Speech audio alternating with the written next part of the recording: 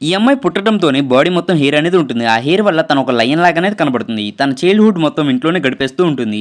అలాగే ఇంట్లోనే చదువుకుంటూ, ఇంట్లోనే ఆడుకుంటూ ఉండి తనకు చిరాకనేది వచ్చి అక్కడ ఉన్నయన్నీ విసిరేస్తూ ఉంటే వాళ్ళ డ్యాడీకి అదంతా చూసి తనను ఒక రూమ్‌లో అనేది లాక్ చేసేస్తాడు.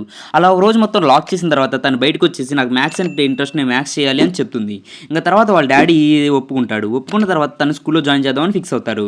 తనేమో స్కూల్‌కి వెళ్ళింగాల్నే అక్కడ ఉన్న వాళ్ళంతా చాలా విచిత్రంగా చూసి ఆ అమ్మాయి హెయిర్ అనేది కట్ చేయడానికి ట్రై చేస్తూ ఉంటారు. ఇంక తర్వాత ఒక రోజు తను ఇంకా అదంతా భరించలేక సైలెంట్‌గా ఒక్కటే కూర్చొని చదువుకుంటూ ఉంటుంది.